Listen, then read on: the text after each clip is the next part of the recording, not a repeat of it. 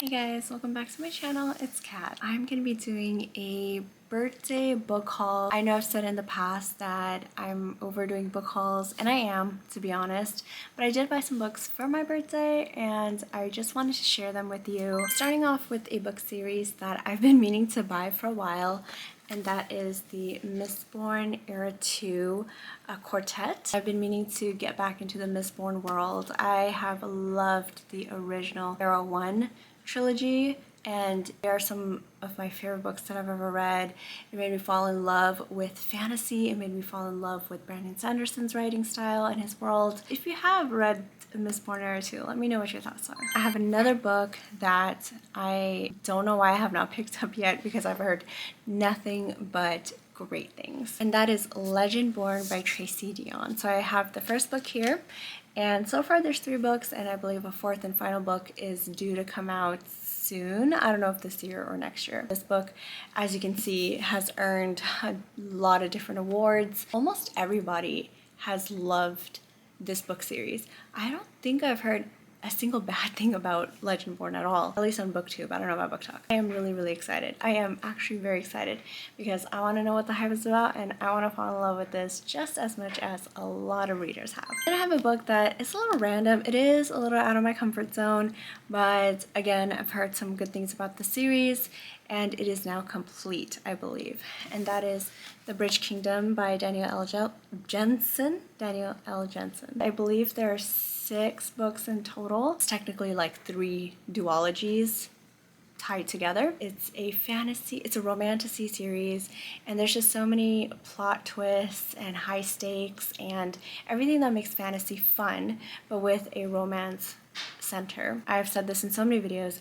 I've been wanting to break into the romantasy genre and just kind of try it and see what are the good books out there, because romantasy is so big. It's a fast-selling genre, up there with like romance. I'm trying to break into romance. I'm not having a lot of luck, so maybe romantasy will do it for me because I do love fantasy. Don't know what this is about. I think it has to do with a warrior princess, an assassin. Like with most romantasy books, it is enemies to lovers. Very excited to start this. And then I have No One Is Safe by Ellie Marney. This is the first book in a new series that she's published. I think this is another like serial killer, crime, investigative book series similar to her None Shall Sleep series.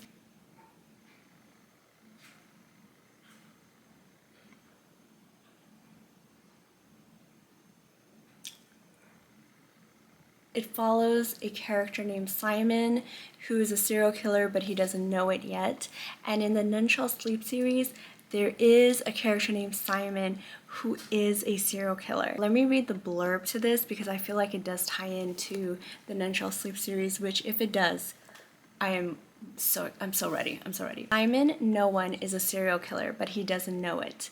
Pulled from a river in Guatemala in 1982 with nothing, not even his memories, he returns to America 5 years later looking for answers. He finds work at an NYC meatpacking plant and meets rebel ex-cop turned private investigator Nomi Pace, but she has problems all her own. Nomi agrees to help Simon if he lends his mysterious talents to solving a child kidnapping case. The two team up and make headway on both investigations, growing closer with every step.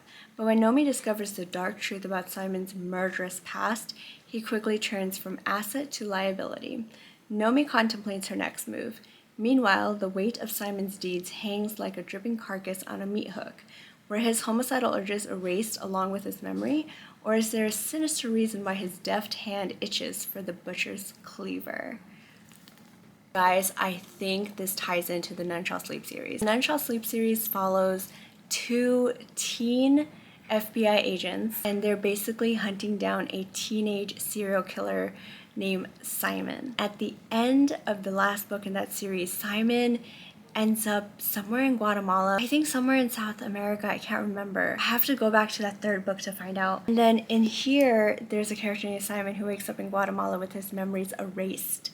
And he, in his past, was a serial killer. So I think the 2 series are connected. Oh my god, I'm so excited. This This is gonna be so crazy. Okay, so I briefly mentioned this in a reading vlog, but I am obsessed with Jujutsu Kaisen. I'm caught up with all the episodes, all the seasons. It got me to buy the first 2 volumes of the manga. So here I have Jujutsu Kaisen Volume 1 and Volume 2. Am I a manga reader? I guess I am now. I used to read some manga here and there when I was young, like way younger, but I never owned manga in my life, so this is my first set. Jujutsu Kaisen is basically about like sorcerers defeating curses, and it's so much fun. Very excited to read it and just be back in this world as I wait for the next season to drop. And next I have a trilogy that is very new to me. I have not heard a single thing about this, but I remember finding it on Goodreads some years ago, and it's been on my TBR since to read it, and that is the Angel Fall series by Suzanne E. Here we have Angel Fall, World After, and End of Days. I believe the author is a self-published author too, which we love. We support self-published indie authors on this channel. As far as I know, which isn't a lot, this is a YA fantasy. It follows a girl named Penrin whose younger sister gets kidnapped by angels, and she is basically trying to rescue her sister from these angels, and I guess she has to team up with the enemy angel named Raffi. I believe that's how you pronounce his name. I'm not sure. Enemies to Lovers, YA fantasy, angel books. And then I have Release Me, which is the sequel to Watch Me, which is the spin-off series of Tahara Mafi's Shatter Me. It's really pretty. Again, lovely gilded edges, lovely foiling in the front. The colors are so pretty, like the way it's paired up with the gold is so beautiful. Shatter Me series is one I have not started yet. Why am I buying these books for the spin-off series if I haven't even read the original series yet? I don't know. Don't ask me that. Then I have Ballad of Sword and Wine Volume 7. First of all, the cover is beautiful, but why are they sad? Why are my babies sad? Seeing them look so sad is freaking me out, because what do you mean? Is something gonna happen to them? Then I have Wind and Truth, which is the 5th book in the first arc of the Stormlight Archive series by Brandon Sanderson. Look at this. Look at this, guys. I knew this was a big book. Like, it's over 1,000 pages. I guess I underestimated actually how big it is. If you throw this at anybody's head, I'm sure it will knock them out. They will definitely fall unconscious to the ground. This is definitely a weapon of destruction. Stormlight Archives is a series that I want to get to. It's just so intimidating because every book is over 1,000 pages long. It's quite a commitment. But I do have all the books in the first arc, so now it's just a matter of picking it up and reading it. According to Brandon Sanderson and his writing schedule, he's not going to be touching the second arc anytime soon. Like, that's gonna happen years down the road. So that gives me a lot of time to read these books at my own pace. This can give you carpal tunnel holding it or something. This is insane. One Last Breath. This is by Jenny Myers Sane. I read one of her books, and that is called Dark and Shallow Lies. I fell in love with that book. It was absolutely amazing. I wanted to pick up another book by this author, and it looks like she has like 3 other books that were written, so I decided to pick up this one next. I think I'm gonna go in blind because that's how I read Dark and Shallow Lies, and I had a great time. The next 2 books I have are by Tilly Cole. The first one I have is A Wish for Me. I don't really know what this is about. This is terrible, but I think it has to do with, yeah, it has to do with music. Both of these characters have a shared passion and love for music, so I think they bond over that. I love reading books that have to do with music, whether the characters love music or they're musicians or whatever the case is. Then I have Write Me For You. I think this book has to do with a character who's a writer. That's as far as I know, to be honest. Next 3 books, they were gifted to me by my fiance.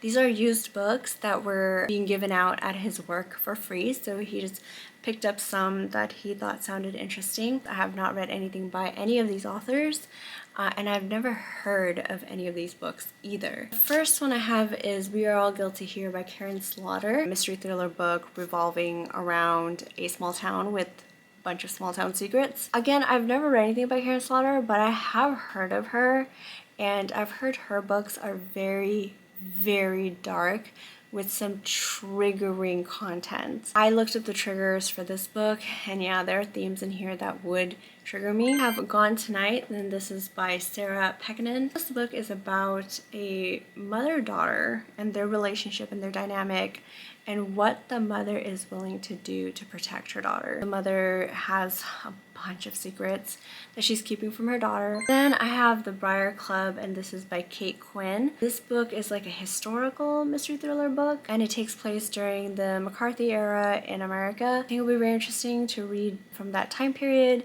and especially it being a murder mystery book. Right now, my favorite mystery / thriller authors are John Mars and Riley Sager.